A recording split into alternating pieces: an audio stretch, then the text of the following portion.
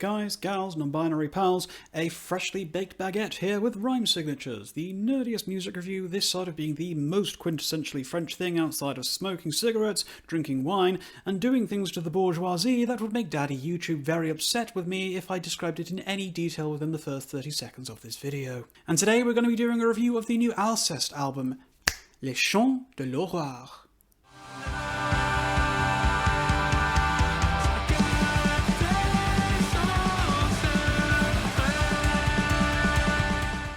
For those of you who don't know, here's a little history of rhyme signatures for you. I spent my formative years in Belgium, and as a result I spent a lot of my early life surrounded by the French language, as I spent 5 years in the stunning Wallonian region of Europe's bureaucratic capital.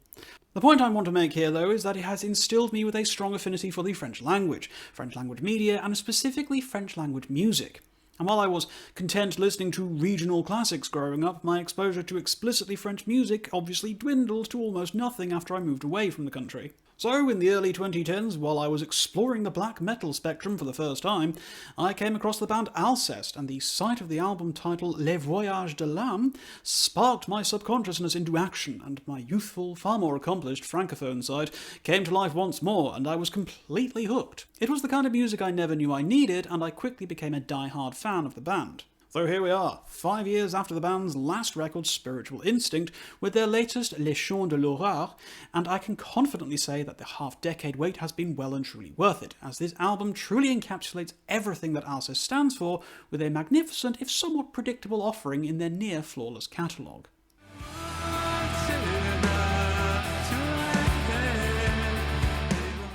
Alcest is primarily a one-man project formed by the eponymous Neige, the stage name of Stéphane Pau, who performs basically everything with the exception of the drums, who are handled by Jean Deflandre, also known as Winterhalter, with a handful of regulars filling in various slots when it comes to, live performances and whatnot. The band released their first album, Souvenir de Notre Monde, in 2007, and it's not unreasonable to call it the effective birth of the blackgaze genre, with its deft fusion of shoegaze elements alongside post-rock and black metal to create something that felt singularly unique at the time of its release, and would easily be one of the most influential albums in the late 2000s for this kind of music. But I began my relationship with the band with 2012's Les Voyages de l'âme, and worked my way backwards, getting captivated with Neige's magnificent combination of the harsh, angular aspects of black metal set against the soft soundscapes of shoegaze. It was a sound I had never considered before, and it rapidly became a complete obsession of mine. I've always associated Neige's work with the dying days of summer, and this new album only strengthens my association with this. Les Chants de l'Horreur is a low and slow beam of sunshine. It fills me up from head to toe with a kind of spine-tingling sense of longing, and I cannot get enough of it.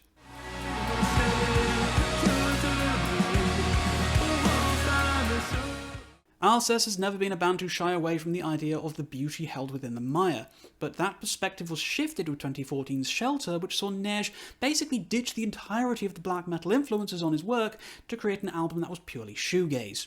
Now, a lot of fans of L'âme, Incapable, et Souvenir were a little bit upset by this, which resulted in Neige bringing back some of the anger, the fury, and bleak despair with records of Kodama and Spiritual Instinct. Anyone anticipating a continuation of those two albums should look elsewhere though, because whilst this album is not a straight homage to Shelter, its sound owes far more to that halfway career-defining line than anything before or after it. The album is primarily focused on Neige's clean vocals, with only a few of his trademark agonised screams thrown in for texture and context, and the music is definitely centred on major key soundscapes rather than minor key atmospherics, which I personally think works extremely well for the album. And now, I've always preferred Alcest when they focus on the more beautiful parts of their sound, which is why I completely aligned with Shelter when it came out, and I still consider it to be one of the best albums of 2014, and why I now consider Les Chants de l'Horreur to be the best compromise on all aspects of the sounds and ideas that Alcest has experimented with up to this point in their career. In many ways, this is an album that sums up Neige as an artist. It feels as if he's taken the greatest aspects of all 6 previous albums and combined them into one definitive statement of exactly what this music represents. There's a deep, poignant beauty to every single moment on this album. It's sunbeams from the breaking of the dawn filtering through the branches of newly flowering trees, but with a sense of finality and discomfort when appropriate. The music primarily has its focus on creating these vistas of near incomparable beauty, but there's an inescapable sense of loss and longing at times, as if everything is fleeting, with the sudden realization that this feeling of warmth can only last for so long before the inevitability of the cold winter sets in.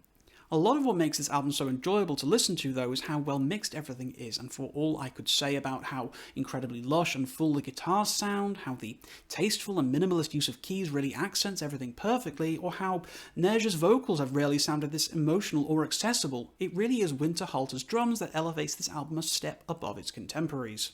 The exploratory sounds, tasteful fills, and machine gun freneticism when needed add so much texture and feeling to the music. It's all too easy to categorise Alcest as a one-man band project, and Lord knows Nej does the majority of the heavy lifting here, but to dismiss Winterhalter's contributions, especially on this record, would be distressingly dismissive. But Nej still knocks things out of the park. The writing, the lyricism, the instrumentation, it all feels incredibly rich and meticulously thought out. And to think that he was only 22 years old when Souvenir de Notre Monde came out, and to have matured and progressed so much over the course of his career, it really is like watching a rare flower bloom and blossom into something so utterly captivating, with its unique and beautiful blend of two genres that had never really been brought together prior to Alcest's inception.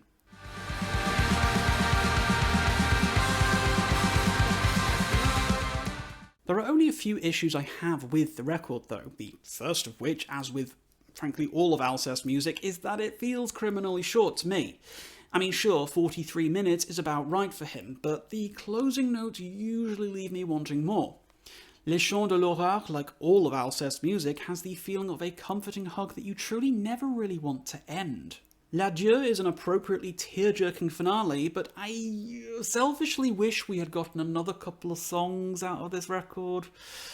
7 tracks with 1 interstitial and 1 drawn-out closer, making for only really 5 tracks of the primary meat of the album. I don't know, it just doesn't feel like it's enough for me. And I would have been thrilled if we got an album that stretched into the high 50s to low 60s in length.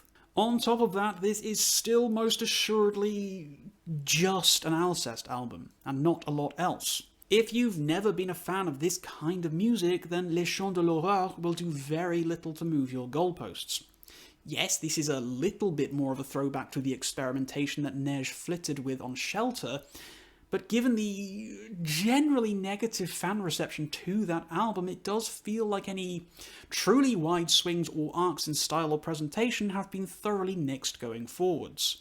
This is still a step closer to the light than what we saw on Kodama or Spiritual Instinct, and part of me misses that more angular harshness.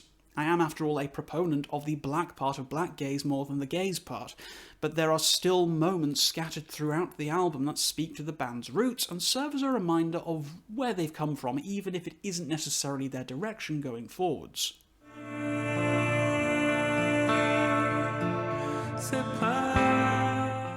So, what else can I say about Alcest's Les Chants de l'Horreur?